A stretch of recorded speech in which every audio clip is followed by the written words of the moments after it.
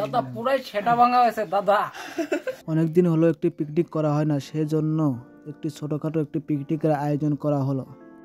Picnic করার প্রথমেই লাগবে আমাদের একটি মুরগির দরকার, সেজন্য প্রথমে একটি মুরগি কিনে জবাই দেওয়া হচ্ছে। এবং আপনারা জেনে অবাক হবেন যে এই মুরগির নাম টাইগার।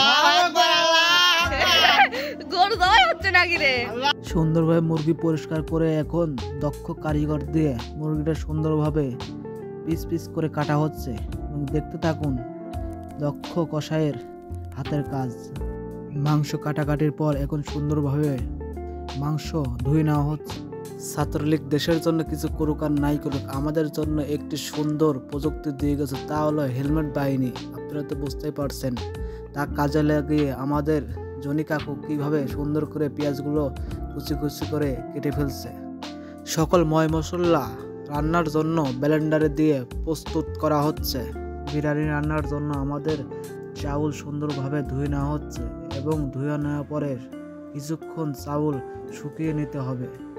আজকের রান্নার শেফ হলো আমাদের ইমন কাকা, যার হাতের ছোঁয়ায় জঘন্য খাবারও অমৃত হয়ে যায়। রান্নার শেষে দেওয়ার জন্য পেঁয়াজ বেরেস্তা তৈরি করে নেওয়া হচ্ছে।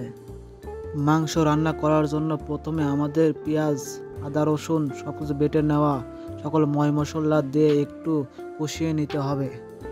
এরপরে মাংসগুলো দিয়ে দিতে হবে কড়াইতে। কিছুক্ষণ নেড়ে চেড়ে নেওয়ার পরে সস, গুঁড়া দুধ এবং যা যা দেওয়ার তা দিয়ে দিতে হবে। এখন মাংস রান্না শেষ, এখন নামিয়ে নেওয়া হচ্ছে। দেখতে পাচ্ছেন মাংসের কালার কি লাল টকটক করছে। এখন চাউল সুন্দরভাবে হাঁকায় তুলে দিয়ে একটু নেড়ে চেড়ে কিছুক্ষণ পরে চাউলের ভিতর মাংস ছেড়ে দিতে হবে। সব থেকে গুরু দায়িত্ব পেয়েছি আমি, তা হলো সালাদ বানানো। রান্না করা শেষ, এখন খাওয়ার পালা। নিখুঁতভাবে খাবার পরিবেশন করছে আমাদের চোদ্দীয় কাকা। দাদা পুরাই সেটা ভাঙা হয়েছে দাদা, পুরাই খেপা পিকনিক, পুরাই সেটা ভাঙা। জলপর সেই চাঁদ।